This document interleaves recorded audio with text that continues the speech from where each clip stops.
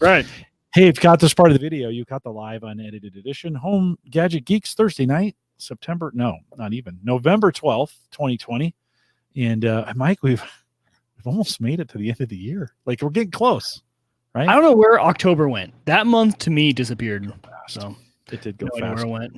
If you're listening for the very first time or you're listening live, click the like button while you're down there. Just go down there, like, just, hey, whoa, yeah, because that helps us on YouTube if you want to do that. And then if you never want to miss a notification that we're live, or you want us to show up in your YouTube dashboard, I think is what they call it, go ahead and subscribe.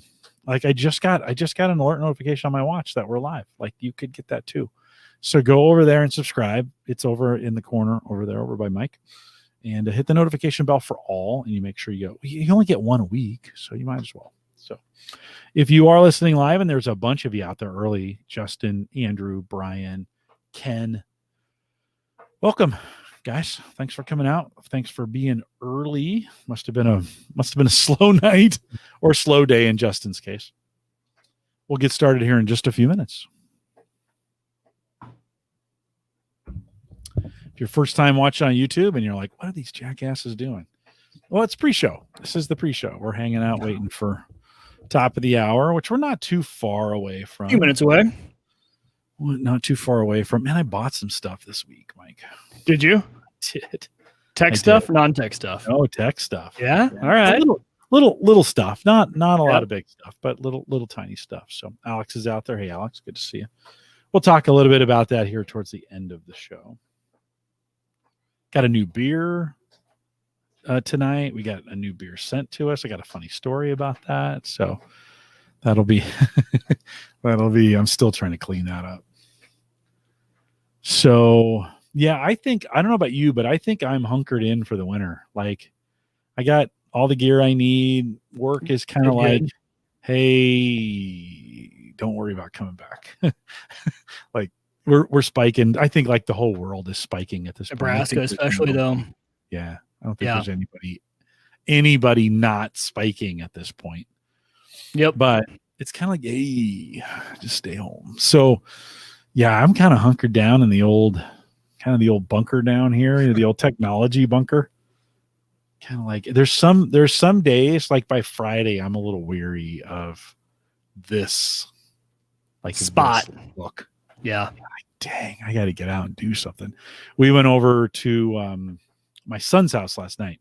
It was Veterans Day, and so we celebrated with a veteran's cigar, which was pretty great. So he has a closed-in garage. It's pretty chilly, so we went in the garage, and his little heater in there was kind of nice. So that's cool. That is how we celebrated Veterans Day. It was kind of nice. Not that it's not a big holiday here in the U.S.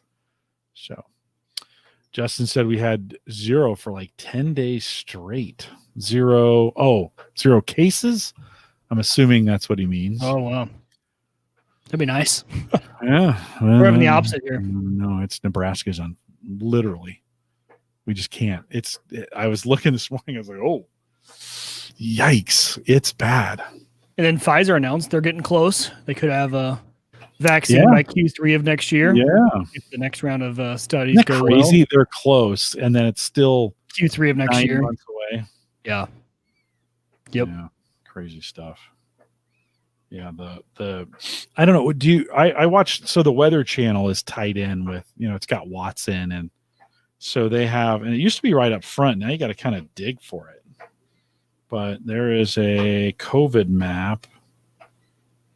And I think this is the same one as the John Hopkins, except it's kind of set for your area, which is kind of nice on the Weather Channel. I haven't seen that. So let's see if I can get that. Might be too bright. This fancy new iPhone. Let's see. Pull from the right. Bring down the volume. There we go, Jim. You can do it. Oh, now I can't see Jack. That'll be perfect for the camera. Yeah, that's exactly right. This is literally so dim, I can't see it. It's so dim, you can't see it either. Oh, but there you go. There you see the graph. Wow. And what is that? Is that like last week? Sarpy. Those in months? What's the unit below? 3 months. 3 months? Okay. Sarpy County numbers. Yeah. But Omaha's the same where you're at. So got a pretty good spike going on. All right, gents. Thanks for coming out. Let's kick this thing off. I'm thirsty, so let's kick this thing off and get this thing rolling. Let's get this over here. This is the Average Guy Network, and you have found Home Gadget Geeks show number 468, recorded on November 12th, 2020. Here on Home Gadget Geeks, we cover all the favorite tech gadgets that find their way into your home. News, reviews, product updates, and conversation, all for the average tech guy. I'm your host, Jim Carlson, broadcasting live from the AverageGuy.tv studios here in a wintry, Mike. I think we were talking last week how the weather was shifting. Not so shifting this week, right? I think winter has arrived. A little bit, yeah. I think we might have a little bit of a spike again on Saturday, but you're right. It's been getting down in the 30s and finally getting a little bit colder. Hunting, good for hunting, bad for hunting. Your hunting season's coming up. Yeah, hunting season is, and so you want it to get cold, so it's not good. This warm weather, because down at least even just an hour and a half south of here, there's supposed to be 65 degrees on Saturday. So the cold snap coming late means the deer move late. So we'll see we'll see. You know, it's that stuff always is just kind of hit or miss anyway. But you do want it cold for hunting, which is good. All right. Well, it's not chilly down here in the basement because I'm running some things, and so it's been nice and toasty down here. So much so we've been put a fan at the bottom of the stairwell to try and push some of the heat. Like, okay, go. Heat rises, right? So It should just go up there. It's not. It's not. Staying all down there with you, huh? Nice and toasty down here. Yeah. Of course, we'll post a show with some show notes tonight out the AverageGuy.tv. Big thanks to Erin Lawrence, who joined us last week. Mike, always a treat to have Erin on. She's great. So great. Yeah. So much fun. She reviews the coolest stuff too. She does. She's really in a groove. I mentioned this last week, but she's in a groove where she's got a lot of great stuff, a lot of great gadgets. That's kind of like her review and Home Gadget Geeks. I mean, this just kind of lockstep. If you're not following her on YouTube, you should be, because she's just doing everything we're talking about. So if you haven't done that yet, techgadgetscanada.com, and you can get all those, get updated on those YouTube videos as well. Also, a big thanks for Hover for kind of supporting us over here at the AverageGuy.tv. If you go to the AverageGuy.tv/hover and buy your first domain, get $2 off your domain. We make $2 as well. So pretty great way to, and it doesn't take many domains for that to cover my annual cost for the year. So if you're going to buy a new domain anyways, or you're looking for something better than everybody else, head out and start a new account at Hover, the AverageGuy.tv/hover. Make sure you use that. And you'll get $2 off your first domain, just the first and just one, but we appreciate it over there. While you're thinking of it, if you need a new site, and why don't you, head out to Maple Grove Partners, just maplegrovepartners.com. And of course, Christian will set you up out there. Plans start as little as $10 a month, and you get some of the best hosting that's known to man. So two great tastes that go great together, the AverageGuy.tv/hover. Why I haven't made one that's the AverageGuy.tv/Maple Grove Partners. Probably because that's a super long one. MapleGrovePartners.com will get you there as well. Big thanks this week. Also, we're doing week 3 of the beers that Joe sent over. And Joe, thanks for doing that. Joe's not feeling well. I think Joe got the COVID. Joe helped me out a bunch too, by the way. Helped me out on the barbecue meetup, Mike. So yeah, you were out, but Joe and I got together, streamed the barbecues live. I didn't get a lot of folks. We'll try it again in the spring and see if we can pick up a few more folks to get it done. But there's a video out there on the live channel of our grills smoking away. And dude, the chicken was, I did a whole chicken. Did you like an all-day cook? I kind of did, because I ran out of gas. Did you? So I went out there. I started at 9, right? And so we did a meetup at 8, Joe and I dry rubbed the chicken, and he had a pork butt. So he had gotten that ready and already on, because he knew it was going to be a long day. Right. So then at 9, we put it on, and I went to do the Ask the Podcast Coach till 11. And when I came back out after Ask the Podcast Coach, it was cold. I was like, oh, ran out of gas. So I had to run out of Menards, and I got two new gas, barrels, whatever we call those things, gas cans. That's not what we call. What do we call those things? Propane tank. Tanks. Thank you. A little retarded there. So, so I picked up some new, fired it back up, and got the temperature back up, and it went till maybe 2 or 3. And I thought it'd be a problem going cold and then coming back, and then it being on a fire for 6 or 7 hours. Wrap that thing like Mark tells me. Wrapped it in tin foil, put it towels around it, put it in a cooler, let it sit till Sarah was ready to grab it. I think she grabbed it at 5. She said it was still hot in the center when she grabbed it. We made chicken salad out of it, and it was delicious. That's good. Because, the one time if it gets cold, that affects like the bark on stuff. Because that has happened to me. My smoker has run out of pellets and in the middle of the night, and the bark gets really weird on like a pork butt. If it gets cold and it like hardens almost and you heat it back up. But I mean, it doesn't affect the taste too much, but good to know it didn't. Yeah, it worked. And I didn't. And you probably caught it pretty early. It probably didn't get like super cold there. I think so. Yeah. I think so. It wasn't a bad day either. I mean, we were outside and I was outside in shorts on Saturday still. Yep. Mark talked me into that roaster, the chicken roaster that's got the little beer cap and you fill up and so I used that this time. Didn't cover it. Didn't have a drip pan. Just put it on there. Oh man, 225 to 230, 240, somewhere in there. Kind of was the temperature. I had the smoke tube going. Joe's was billowing smoke. I mean, his was just billowing smoke. It was impressive. He was on the Weber, did a great job. So we had a good time on the grill meetup. I got together with Jim Miller, who's a listener of both Cigar Authority and the show, and we got together for the cigar meetup at 3. So we'll do it all again. Thanks to those guys for doing it. But big thanks to Joe. Also, he sent us this week. We're looking at Day Drinker. Mike, you had some advanced tasting of this already. From a little too much advanced tasting. How was it? Delicious. That was my favorite one of the lot. Blonde ale. Yep, Hannah and I enjoyed those the other night, and they were really, really good. Probably. I should have done a little slower on the pour, but that's okay. It'll catch up. Yeah, blonde ale. So, a lot like what do you remember the tastes on that? Was it? I can't. I just remember being really smooth. Like Day Drinker really fits the name because you could drink those all day. Whereas, like some other beers, like Holiday Cheer from Shiner, for example, not a beer you can drink all day. You can have like 1 or 2 of those. They're really like kind of thick. This beer is just so smooth. Something a little bit lighter. You can probably drink it all day. Yeah, it looks good. Nice little look there. Looks like color wise to me, it looks like a blue moon almost. A little bit. Yeah, and not too sweet. No. Actually, even kind of a little. It's not advertised that way, and it's an ale, but it's a little more hoppy than at least right out of the chute. That was the flavors I got. Ooh, I just spilled it on myself. That wasn't very good. Jeez, having that kind of night. If you want to send us your beers, send me an email, jim@theaverageguy.tv. Eric did that. Eric Janofsky did that. He actually sent us some Hop Cloud.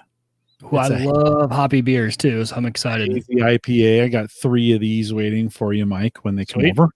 And so Eric, thanks for sending those over as well. That'll be in 2 weeks or maybe 3, because I think there's a holiday in there somewhere. I was down here. I was doing something else. I remember.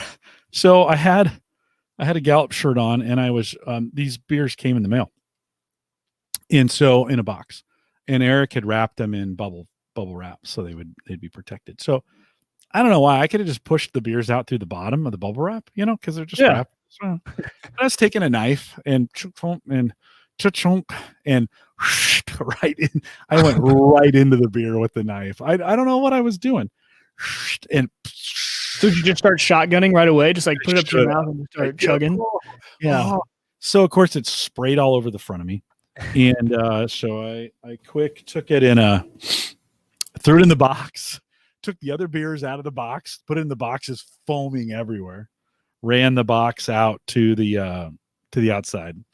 And there it sits. I haven't even, it's still sitting out on the back patio. So man down is what you say when you do that to a beer. Man down, and unfortunately, the man is still out there on the deck. I need to go clean him up.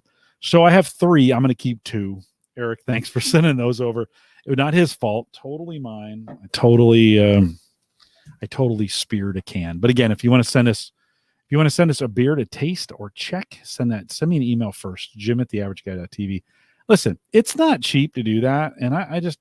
Eric, Joe, I just appreciate you guys being willing to, I mean, it's probably more expensive in shipping than it is the cost of the beer, just to be 100% honest. But I appreciate you guys doing that. We have certainly enjoyed those and always appreciate it. We can't get these Arkansas beers up here.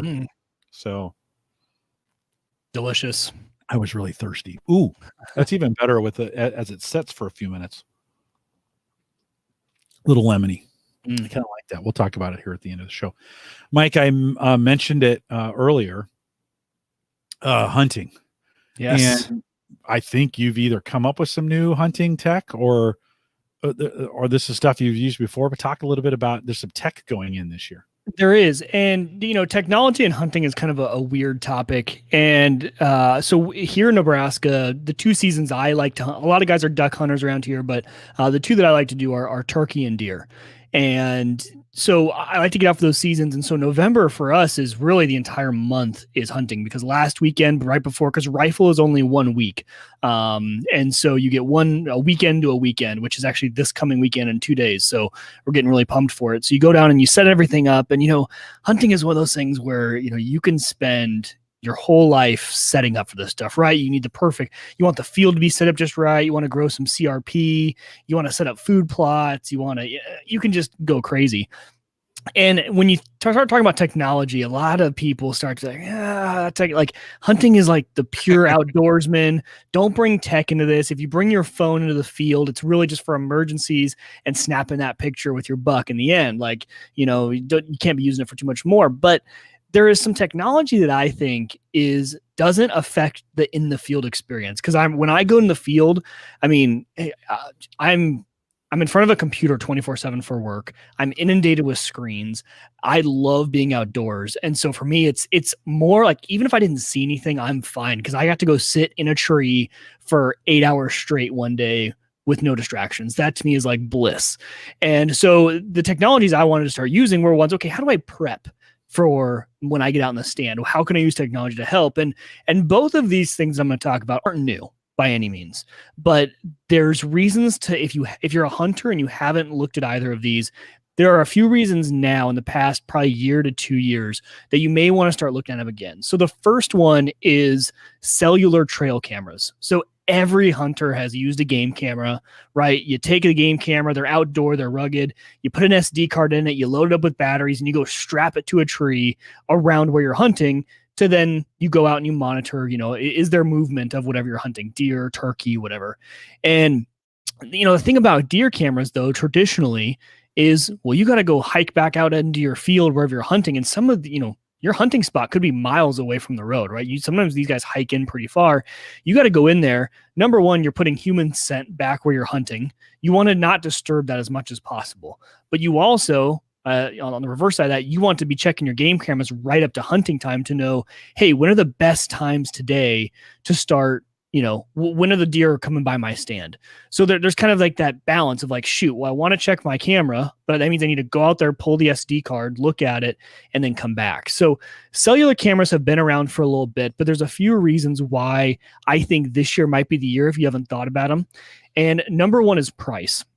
So actually, Jim, if you want to pull up SpyPoint, SpyPoint, there is, the price on these cameras has really come down. Now, of course, like with anything, you can go crazy and you can spend a lot of money on a cellular camera. But if this is something you just want to try out and get into, the brand that my brother and I got into this year is SpyPoint cameras. So their cheapest one, it's called the Link Micro. It's actually right there. That's the cell Link. So this is an adapter you can plug into any of your existing cameras. So let's say you've already got a bunch of cameras that are really high quality, maybe $400 cameras, but they're not cellular. You can actually get this device and it makes those old cameras cellular. Doesn't even have to be a SpyPoint brand, which is pretty cool.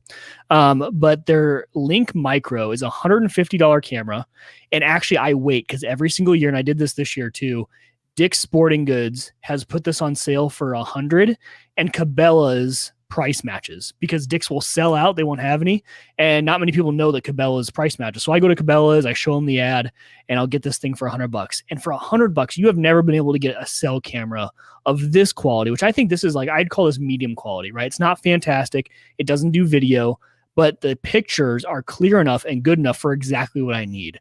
I am not trying to make, I'm not a videographer. Like if you're a YouTuber that makes YouTube videos about hunting and you want the video footage and stuff like that, probably not for you, right? But all I want to know is I want a clear picture. I want to be able to count the buck's rack. How many points is it? So I need a nice clear picture. I need good nighttime performance because most deer come at night. I need good range on the motion detection. I need motion detection that's not too sensitive, not undersensitive, and not oversensitive. And this camera has really fit the bill for us. And like I said, for 100 to 150 bucks, you've just never seen this before. And the connectivity is great because you get to pick either whether you want, they call it nationwide, which is AT&T. In our area where we hunt, AT&T is non-existent. So we go with the Verizon model.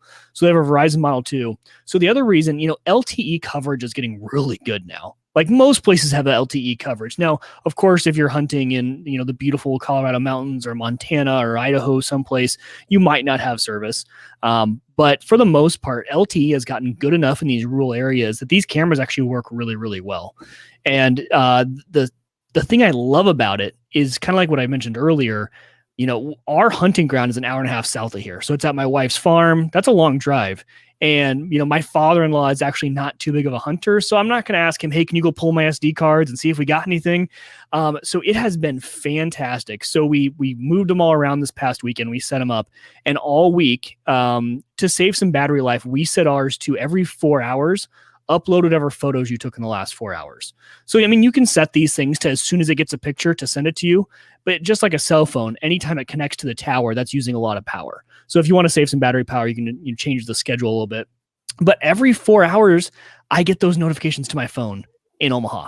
And it's been awesome. So me and my brother-in-law, because he has one too, we both have them down on the field in different spots. We're sending each other the pictures from our cameras of like, dude, okay, 5 point over here, 8 point over here. And it really helps you start to plan out where you're going to hunt. Because down at our farm, we have 6 or 7 different stands we can sit at, depending on where we think the deer are going to be. And so on opening day, which is Saturday, we've been really trying to figure out, okay, maybe in the morning we hunt this spot because the deer have been right through here at this exact time. And, maybe we'll hunt a different field for the nighttime hunt, for the evening sit. It's been really cool to kind of have that instant connectivity. And because even if I was down at the farm, the week before opening day, you really don't want to be in the field at all. You want to not be disturbing that. But then that also means you didn't check your cameras and you have no idea where these deer are at. So these cellular cameras are really cool. The second piece that I really like, I think the reason that people are really starting to get into these is kind of a little bit of it's not great, but it's a little bit of AI built into their web app. So like I said, all these photos are being uploaded and you're accessing them from an app on your phone. Well, the app is really cool. And I don't think my camera is not going to do a good job picking it up. So I won't even try and show you guys. But essentially all your photos come in. And if you guys have ever had game cameras, you know that sometimes like a blowing tree can be the death of you. If your camera can see a tree branch, it's going to trigger a lot. So sometimes I found that between 2 and 3:30, I get like 30 to 40 just pictures of the field. So I get for some reason. But you can go in and this app allows you to filter by species. So you can actually say, hey, just show me all the buck pictures that just came in. Show me all the turkey. Show me, and it knows that the software in the background is smart enough. And like I said, for those of you who have used deer cams before, what do you traditionally do? You pull the SD card out, you put it in your computer, and you're constantly just clicking through. Wait. Oh, did I see a deer? And you're kind of like, you're just clicking really fast, trying to see if you can find it. Well, this just makes it super easy. I just click, hey, show me all my pictures with bucks in them. And there they are. And they're all there. Showing the pictures with turkey in them. And it's almost like Google Photos. It's like Sighthound.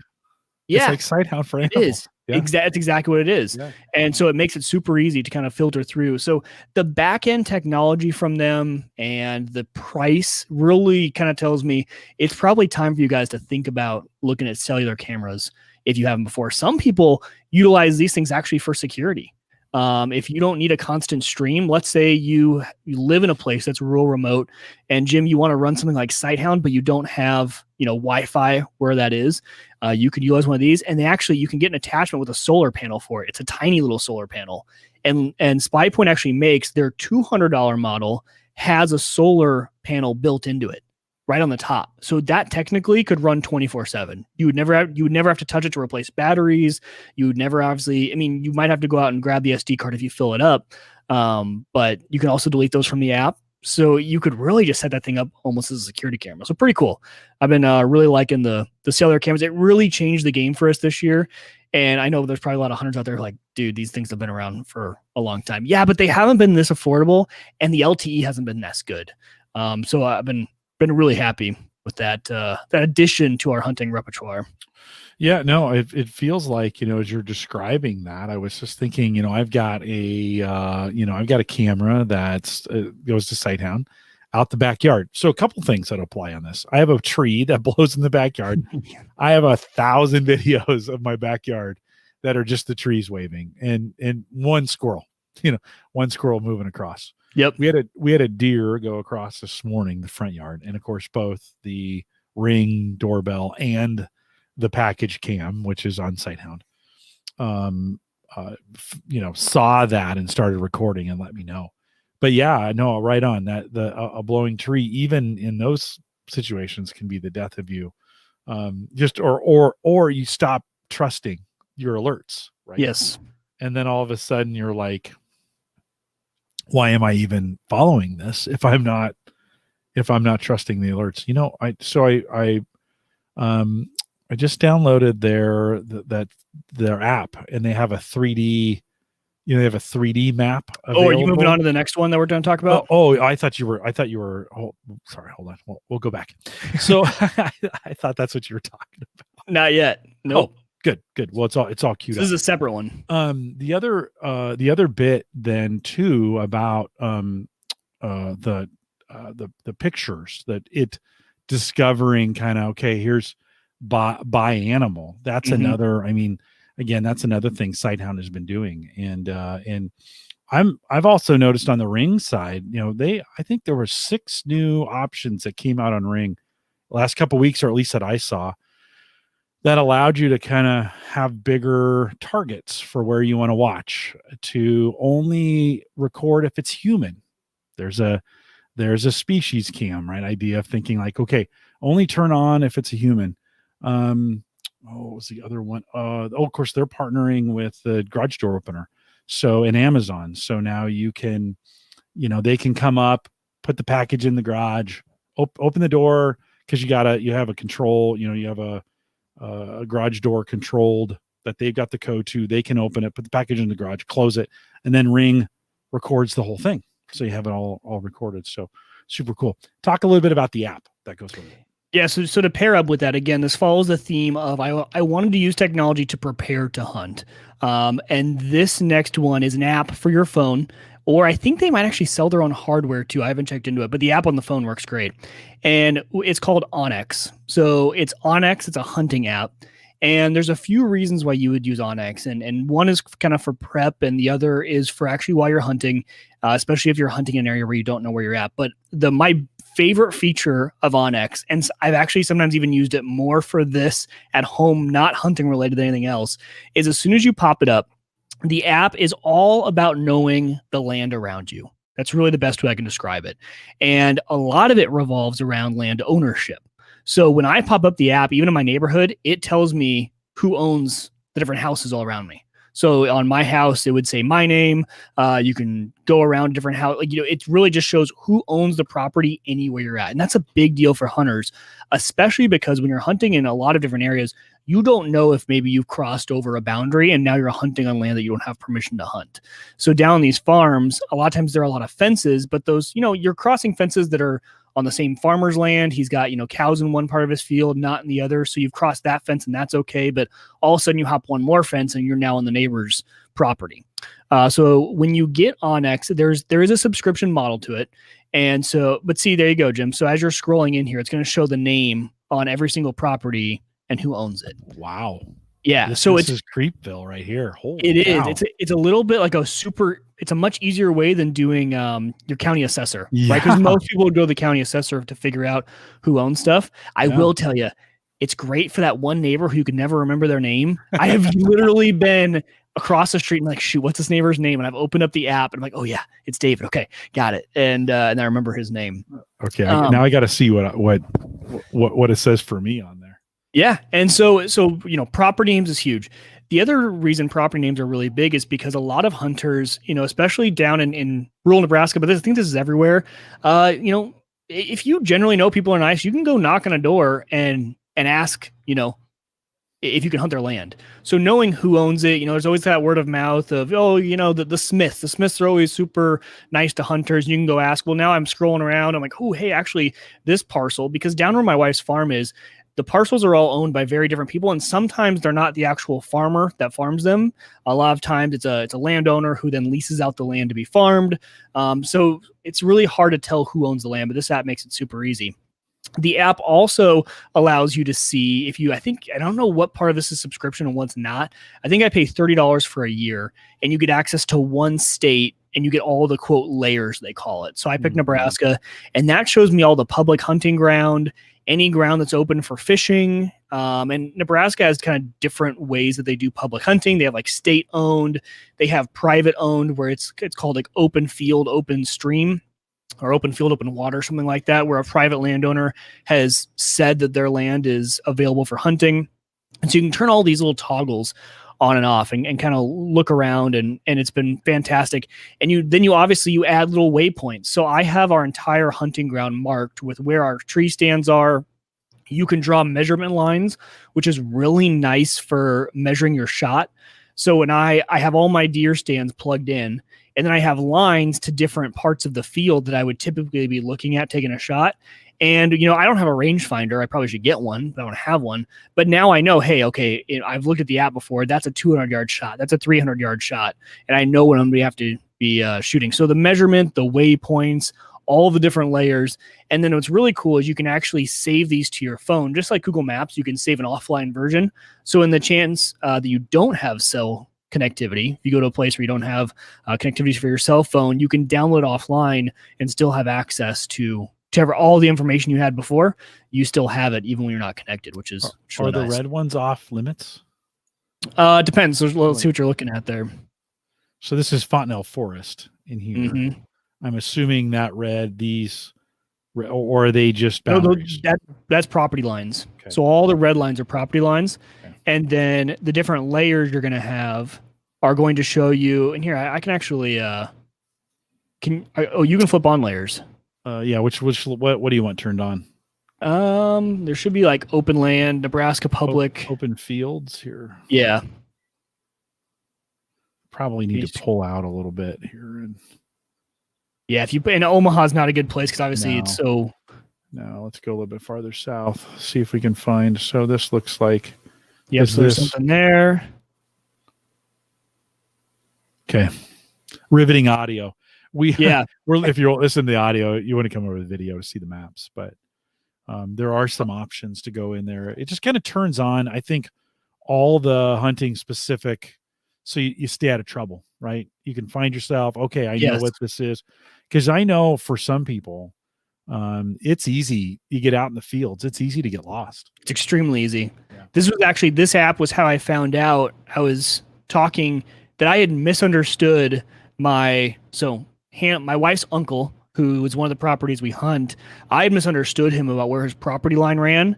And I had actually been all day turkey hunting in the timber of someone else's property. Luckily, that person doesn't hunt, and I wasn't. But that's how I found out. I opened the app when I got back, and I was like, oh, I hadn't crossed a fence or anything because I had gone through a creek and hadn't realized that I was already over in their property. It's super easy.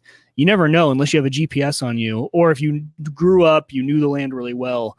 It's hard to tell. So a fantastic app for knowing all that sort of stuff. Pricing, it's only $30 a year for a single state. Exactly. Not bad at all. 50 states, $15 a month. Yeah. So for the guys who travel around and hunt a lot, that's probably would be really useful because you're hunting in places you don't know at all. It would be fantastic for doing that kind of hunting. Yeah. But even just for one state, and even just the free version, like I said, it's almost like a free county assessor little website there. Kind of nice. You can scroll around and see at least who owns what property. Yeah. No, it's really cool. I'm a big geography fan. Mm-hmm. I love looking at maps and stuff when people are talking about stuff. And Google Maps are great, but man, this adds an extra layer. Totally does. That hey, here's a good example of that. And let's see, where am I? Well, let's just drill in and take a look. I think we're in the village. Oh, it's Union. This is the village of Union, and you can kind of get a feel for what's down there and the property lines and who owns what and what it's super interesting. Yeah. I imagine they have railroad right of ways and all those other things. Yep. Yeah, you really start to see all of it. I love to kind of explore. It's so funny to see. You can kind of get an idea of how different parts of the state treat their agriculture, and their resources such as like animals and stuff like that. Because like Western Nebraska has so much great public hunting. Really? Iowa has fantastic public hunting. Eastern Nebraska, not so much at all. It's you're hard pressed to find good, solid, large areas of public hunting where when you don't get more than 3 people, you're not going to be over hunting it. Whereas Iowa and Western Nebraska have really good public hunting. Tony says they get people on the time on Northwoods Law for hunting on private lands. They should use this app up there. So this is so funny, Tony. I just 3 days ago got addicted to Northwoods Law and Lone Star Law. I added them to YouTube TV. Actually, those are both on Animal Planet, I think. I think that's where Northwoods Law is. But I know Lone Star Law is. And yeah, it's the game wardens going and enforcing all this stuff. And I've been like, Jim, it's like one of your YouTube rabbit holes. I went down the rabbit hole of watching game warden videos and then busting like hunters for doing all the bad stuff. And my wife's like, you are the only one who has to find this interesting. I'm like, maybe, nope. But there is a show about it. So no, definitely not. If it made it on TV, there's other people. Exactly. So yeah, I mean, technology and hunting, it's one of those that, there's not a lot that I'm going to use, and there's so much you could talk about in terms of like scent control, the little blower machines they can put above you and all of that. But really for me, it was planning. So yeah, cellular cameras and that Onyx app have been two really good additions this year. Those are actually the 2 best gadgets you've brought, the hunting gadgets you've brought yet in the times we've been talking about this. Those are big gadgets when you think about. I watched some YouTubers that have the game cameras that have the SD cards, and they got to go out every couple of days and check them, and some of those kinds of things. And it's kind of a pain. It is. They're gonna live out there. They want to see what kind of animals are coming through their property at night and such. And so I've often thought of putting some. We get raccoons and deer and your garden variety animals. The deer and Bellevue are so tame because they, nobody hunts them in here. I was going to say they're all smart. Like, hey, we're going to head up to Bellevue for the season. I know. That's where they go to retire. They come up here this is like the Florida for deers. Yeah. For deer. Have you ever seen a buck or all doe? Mostly doe. Yeah, bucks are probably too. Yeah. I don't want to be in that city environment as much. And they just walk through. They don't care. They're like, my backyard is just a big buffet for them. They just come in and crunch on everything. Now we've gotten a few dogs over the last couple of years, and that slows them down. They don't like to go in there, but no, super cool. Anything else on that?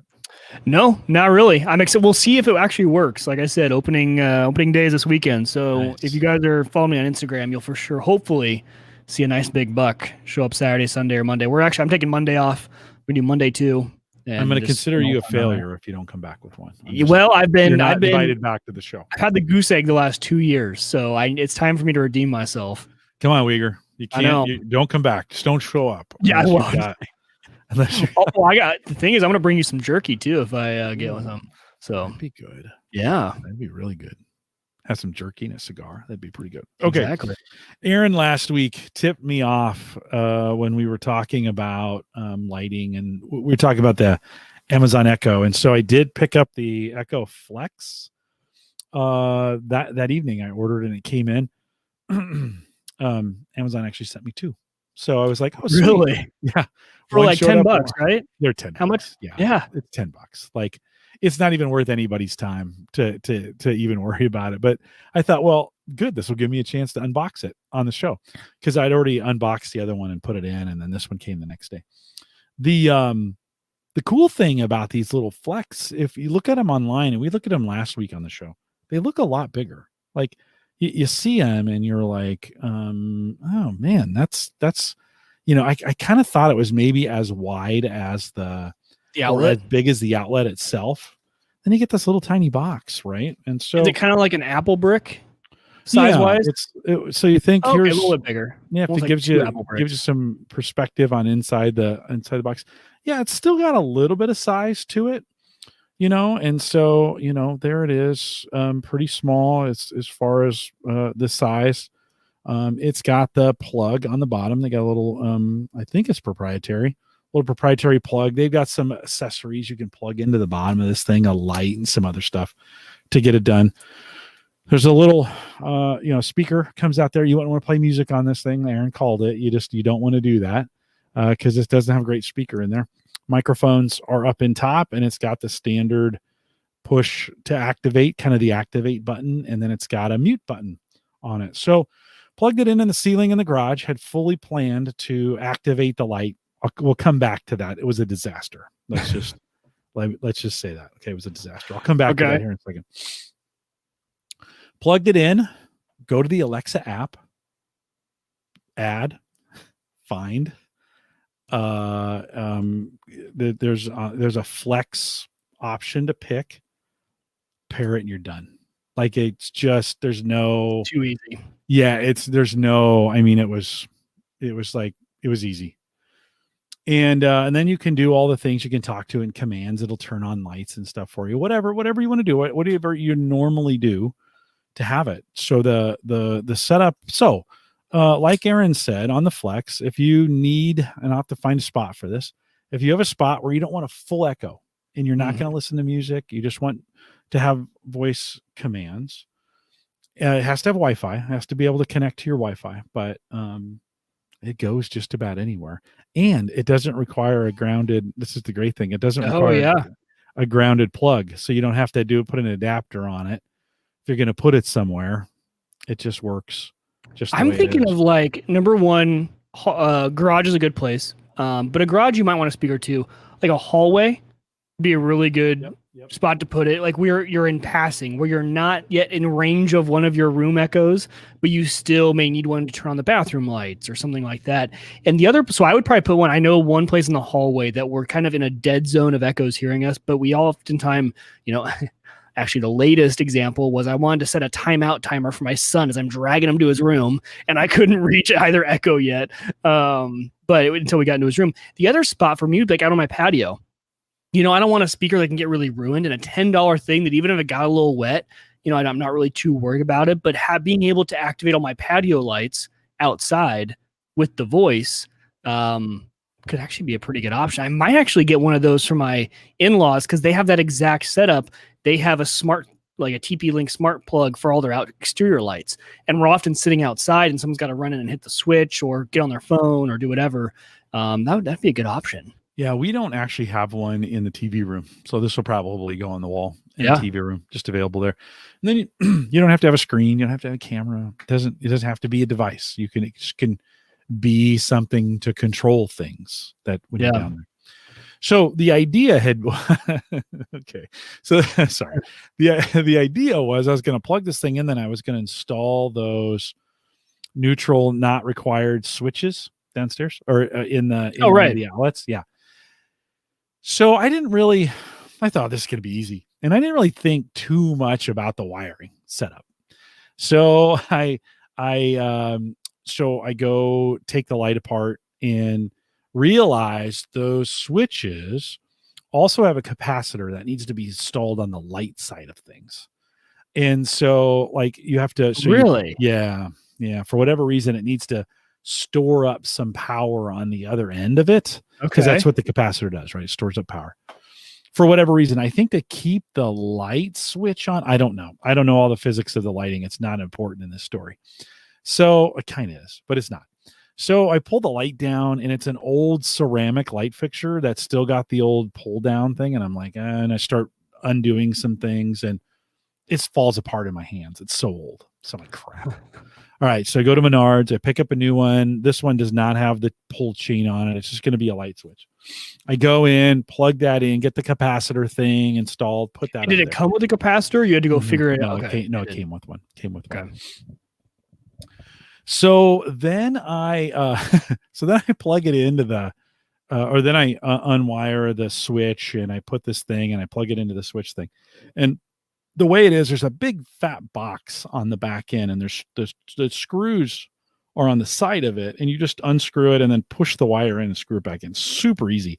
Yeah. But they're right on the edge, and it's a big fat box. Like, I mean, it barely fit in the side of that metal box. That's going to be important here in just a second.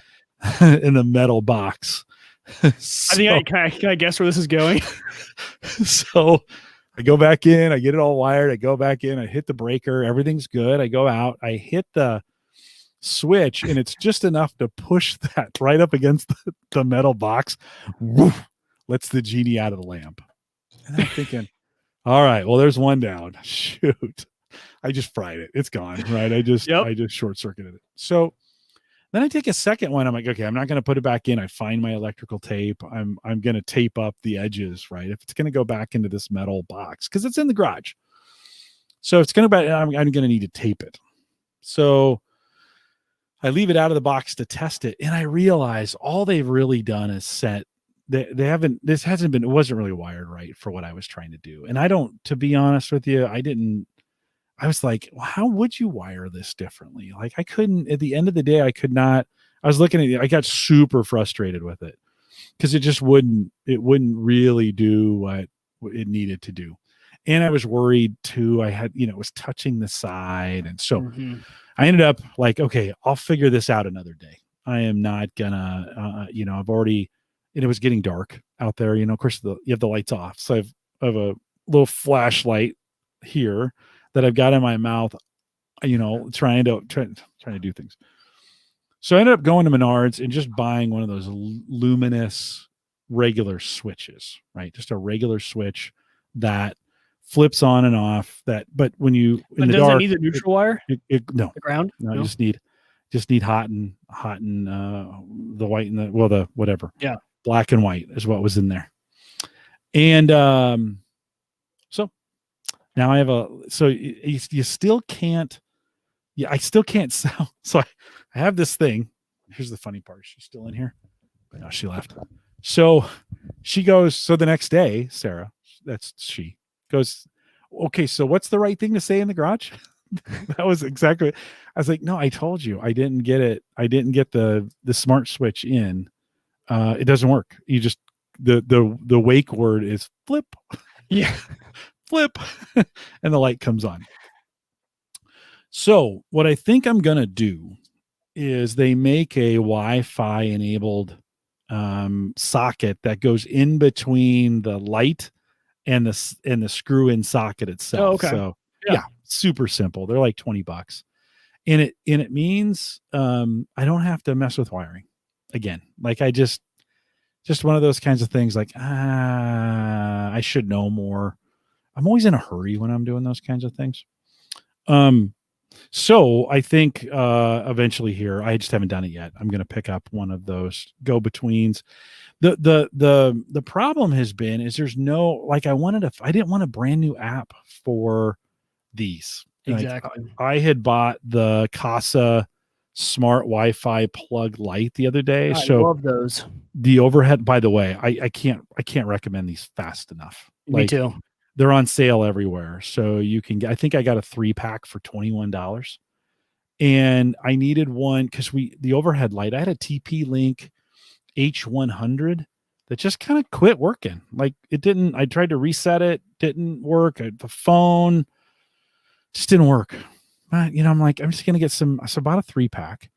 And one of those is to go up there. But, again, packaging is important. So literally, this is all you get. There's a box and the device. Now it does have the ground on there. So, I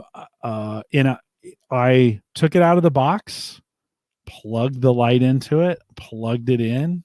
The light in the corner comes on and starts flashing.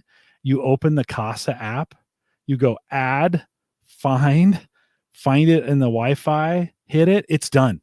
Like that again, I've been doing this now for, 5 or 6 years. Every year it just gets a little bit easier on these things. It was super easy to set up this, Wi-Fi enabled. If you needed, it's got a little switch on the end. If you need to manually turn it on and off. I didn't even have to, it was in a pairing mode the second it came out of the box, which is super smart, right? Yep. So I bought 3. One replaced the light. I can now tell the lady to turn on and off the overhead light. This will be the Christmas tree because I took the old Christmas tree light from years ago, installed it somewhere else in the house, right? So this will be for the Christmas tree this year. And then I have an extra one just in case we have a need that comes up. We want to put another light on there. But these Casa, they're everywhere. You do not need to look far and wide. Super easy to set up, super cheap. Work great with A-Lady and Google. Yep, those are the Yeah. ones I use when I was talking about my ham radio, where I have the RFI devices that are causing RFI. Each of the devices that are offenders are plugged into one of those, and then I group them in A-Lady in the app, and then I just say turn off the RFI devices, and she turns off those 3 switches together. So here's one question though: did you think about, and actually, Andrew brought this up in the chat, just using a Wi-Fi bulb for that garage?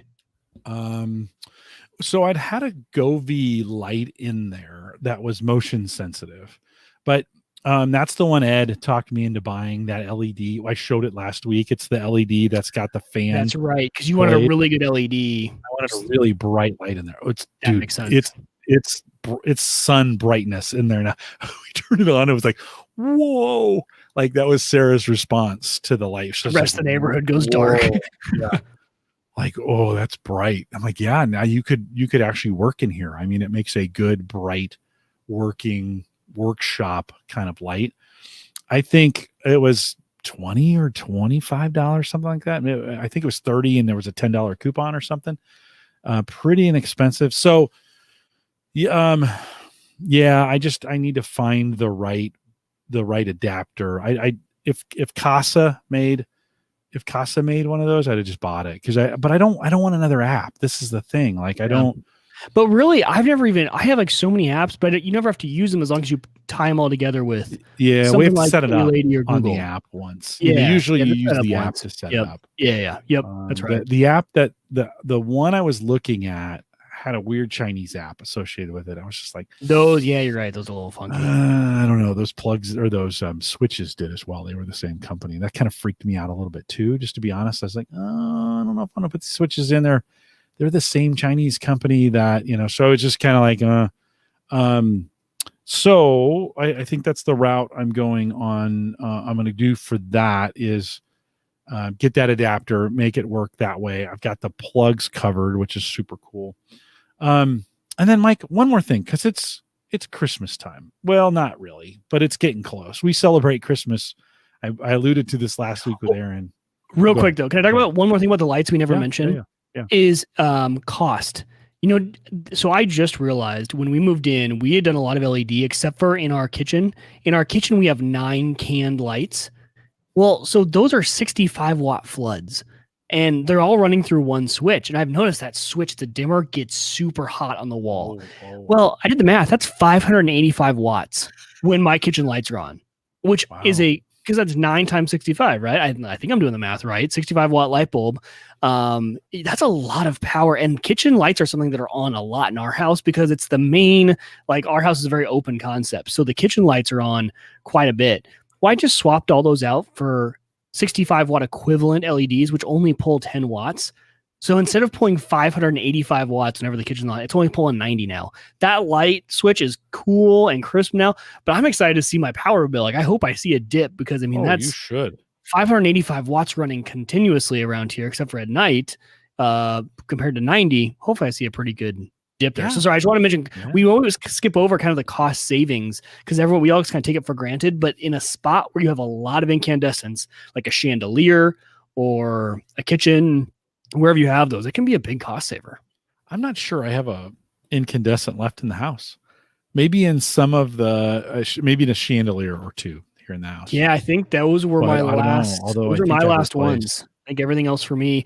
In our guest bathroom, actually, we have, because it's that old style where they all face forward. It would kind of look weird with LEDs in there. We had some old ceiling fans that had incandescent lights in them that I just replaced. I replaced all the ceiling fans in the house this summer and went completely.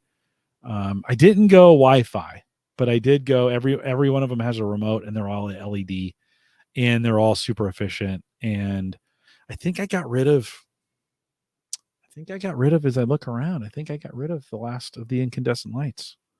So I have a few fluorescents. The studio lights are fluorescent. I've been just waiting for them to go out. There's no sense in changing those now at this point. The LED will give me some ability to change their colors a little bit if I want to do it that way, but Right. they work for now. So pretty cool. Mike, as a kid, we had, and I think this is a perfect like gadget geek thing. As a kid, we had this thing during Christmas time called an advent calendar. Are you familiar? Have you ever done an advent calendar? We do. Yes, we're big Yeah. into those. Our boys love them. And when I was a kid, you'd buy them, and I forget, they'd have little tiny things in them, right? Chocolates usually were ours, like a little tiny chocolate. Yeah. You'd open it and be a piece of candy or something. Candy, but somehow, like the perfect mix of nerdery and movies have all come together, and now you can buy Lego Star Wars, which is really Disney, advent calendars. And for the last couple of years, we've been trying to get our hands on these, and usually it's been a little late. I've been late in getting them, and of course they're all sold out. They only make so many because they don't want to get caught. Are they already sold out? I don't know. You might want to check. I bought mine on Amazon, so this is at the Disney store, but I definitely, they're $39, they're $40, so not cheap. No, not at cheap. Disney. I got mine for $29 on Amazon, so you might want to check that out if you want to do it. But I thought it'd be fun this year. Like I said, we've done this with a Lego in the past, but I just thought, man, gosh, this would be sure fun to have these. I have both my kids home during my Marine son is home. My daughter will be home during the month of December. And I just thought it'd be fun to kind of mix all that stuff together. My son then, as soon as this came in, he saw it. He went out and bought the Harry Potter version. Harry Potter's got one of these as well that you could buy. So we actually have two in the house this year. So did you find it on Amazon? I did. I'm looking at them right now. Yeah, they had Harry Potter. Let's see, kind of like the Lego City. Still available? Wow. Yeah. Yeah. Because I think it starts December 1st. Free right? shipping. You open them. I think you start opening them December 1st. We had all kinds of versions that the kids would use. And I think they were Lego even back in the day. They'd have little Lego characters, and Santa, and this one's got Darth Vader wearing a Christmas sweater, which is super cool. You get the Millennium Falcon. You get a red colored Stormtrooper. Ooh, you got a good deal because the one you're talking about, the Star Wars one, is $62 right now. No. Yeah, on Amazon. Really? $29 for Harry Potter. Wow. $50 for all the other ones. Well, then you want to head over to, then I must have got him right on time, because I paid. Let's look. Let's go to the Amazon app and see orders. I'm actually going to get this for my wife. Yeah. She loves Harry Potter. Oh, well. Don't tell everyone. Okay. Yeah. Don't tell Hannah. $29.97 is what I paid. That's how much the Harry Potter one is, but all the other ones are $60. Ooh, only one left in stock. Orders soon is what it tells me. That's what it tells me too. Okay. On the Lego one. Yeah. You got to get the sweet spot on these. I think 1st of November is the time you kind of start looking for them there. Here, we'll bring these back up on screen. That's it on 311 pieces. They're little tiny pieces, but we have a good time. For us, that's just such a good Christmas tradition to have that. And it kind of mixes it all together. One year, the kids love to get Legos for a lot of years, and then they would spend all Christmas Day putting those Legos together. And so having the Lego advent calendars was kind of fun. And then they would take all the things we got in the advent calendar and make a one big thing out of it. One year, I think Phil made Santa riding like a speeder, and he had like a knife and a gun and like a flamethrower. And Lego creativity. My boys are super into Legos right now. I love it. I love watching them, all the things they make.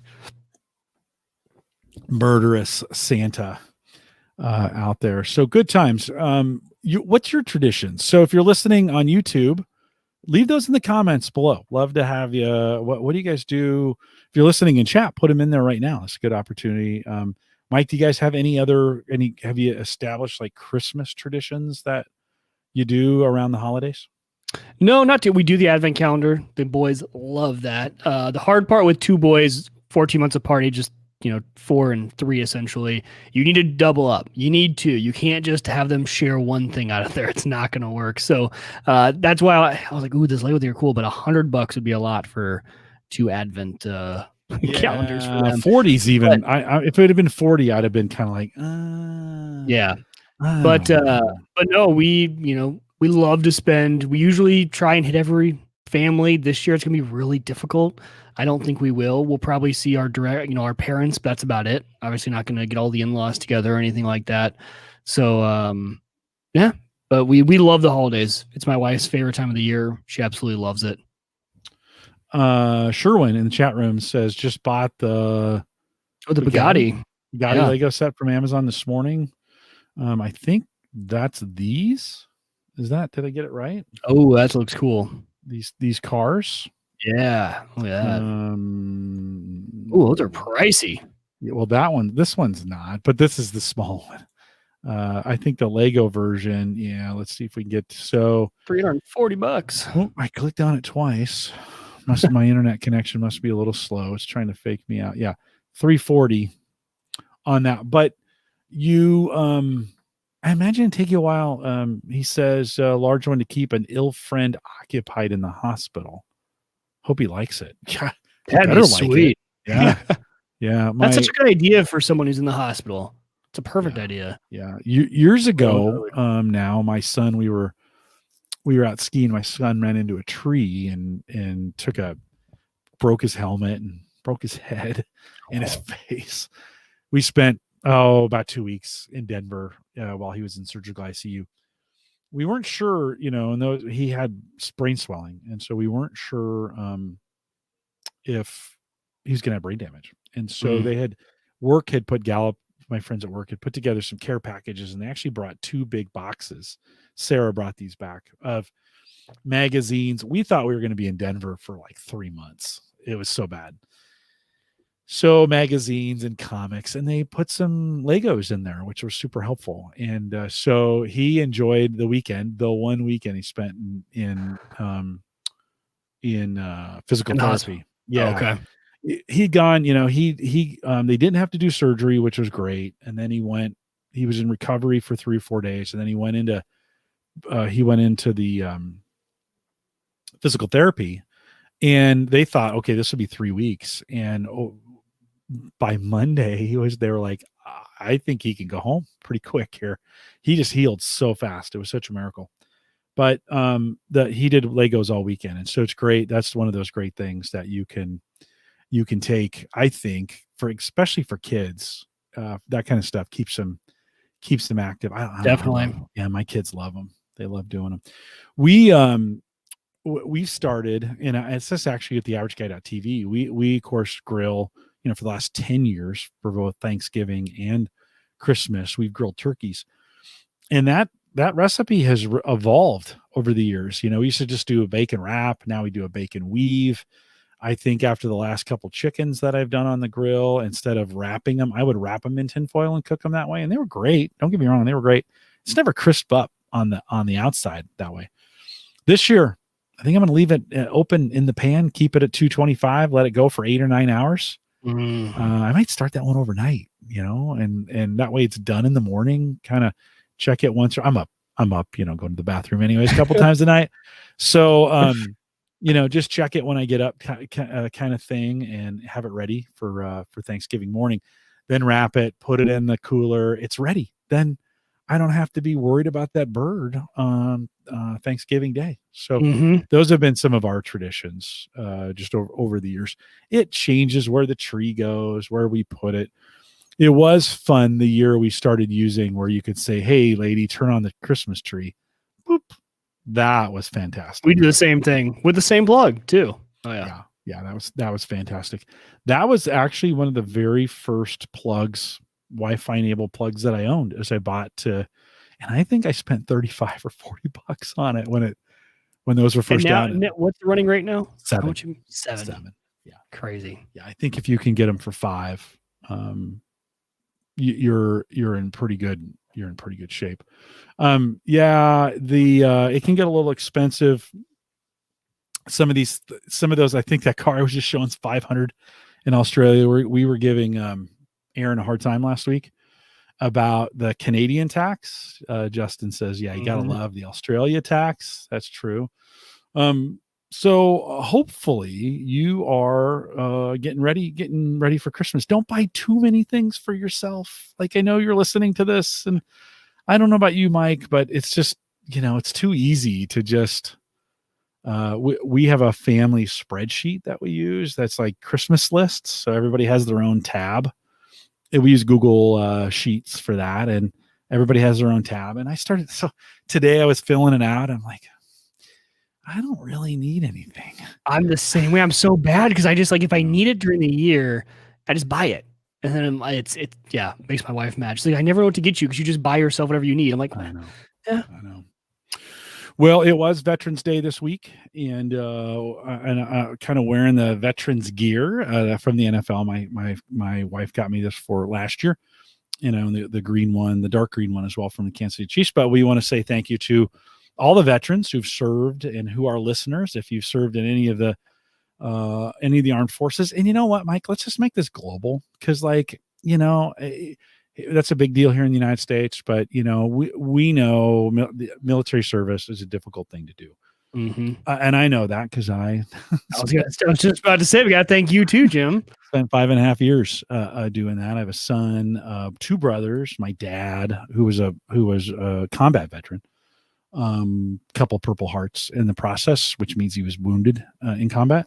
And then all kinds of nieces and nephews that have done that as well. But if you've served in any type of armed forces, let's just add, and there's probably other times for this, but if you're a first responder or you're part of the some kind of police, that's been an area that's kind of taken it on the chin during the pandemic. That's definitely taken on the chin, and all the things that have been going on. We appreciate your service and all the things that you do, whether that's here in the United States or around the world. Thanks for all that you do. And of course, thanks for listening to Home Gadget Geeks, Mike. I think anything else you want to throw in there before we wrap it? I think it's a great episode. No, it's a wrap. Right.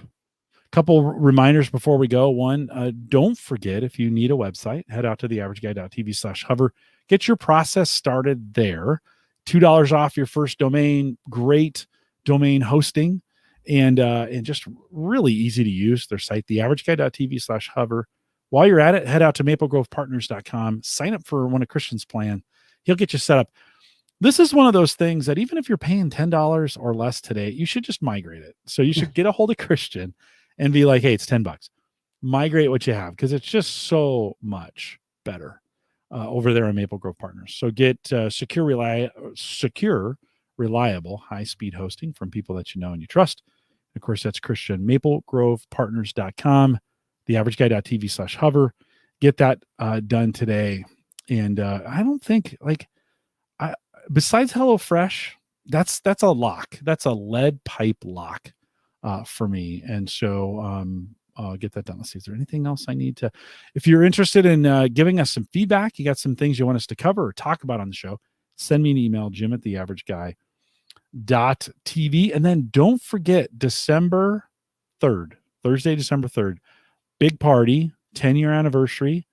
We're gonna have a fun show. Andrew Morris is coming back. Christian Johnson's coming on. Mike will be here. I'll be here.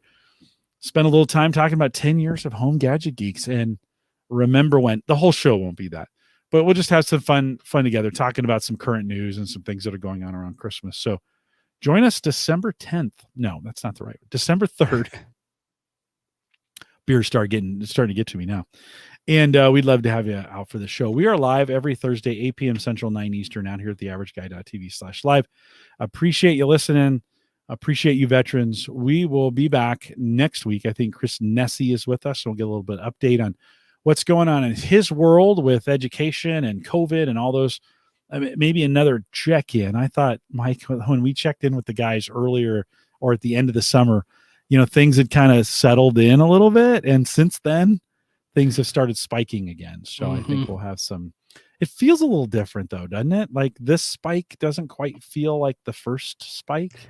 Well, and I've been careful to say this because I don't want to get people thinking this way, but I think a lot of it, at least in the Midwest, has been before a lot of us didn't know anyone who had had it. And I think there is there's a lot of death happening, which is so sad. But I think a lot of us, the people we know, I think a lot of people know people who are all asymptomatic.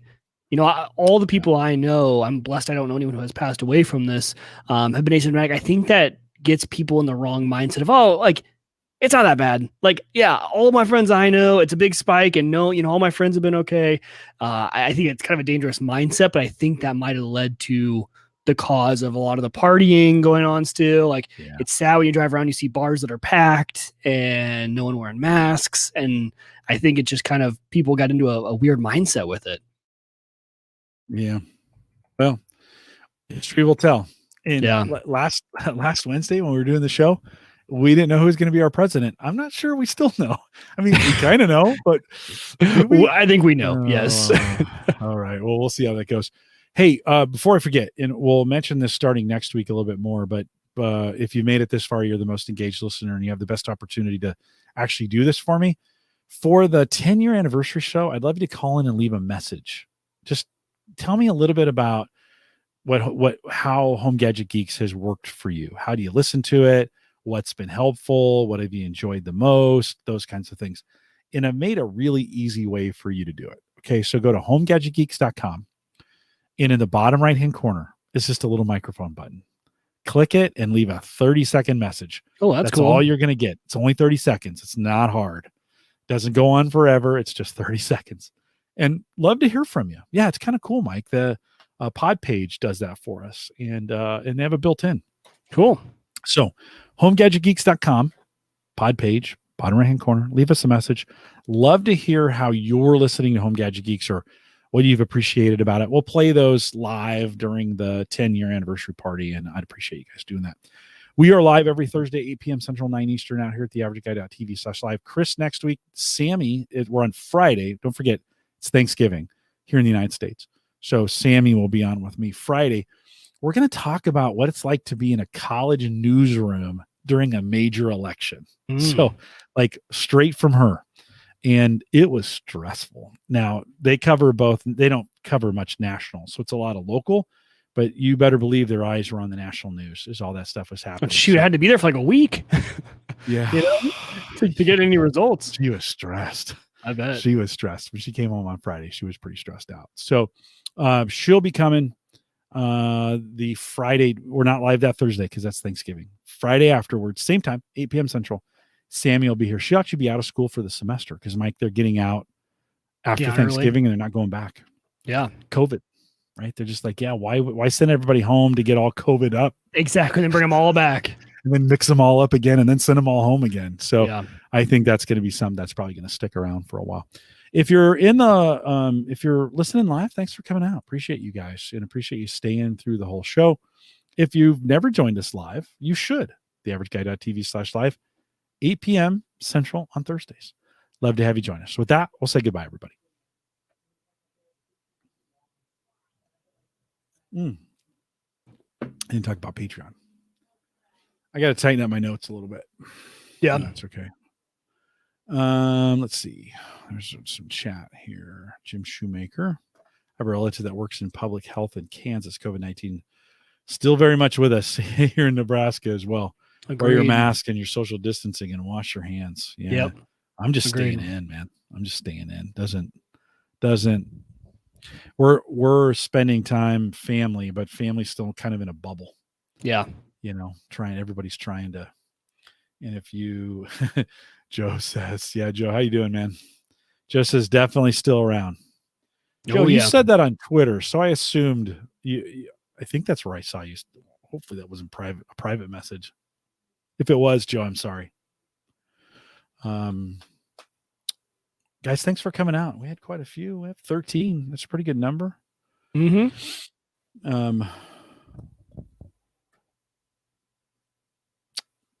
Yeah.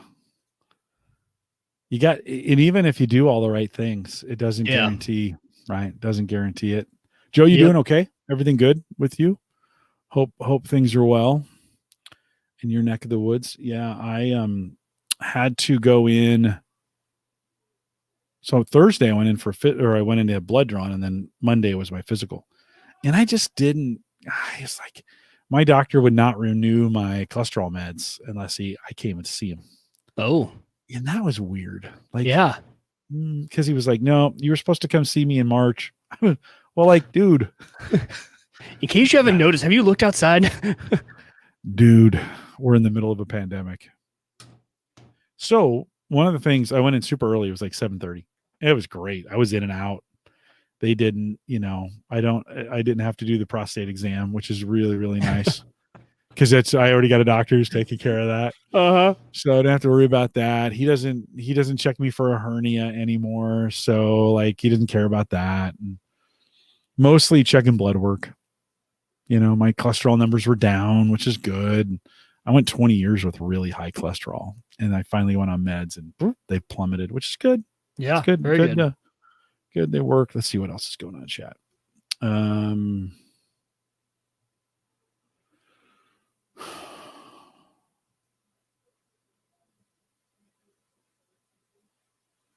Wow. Joe, I imagine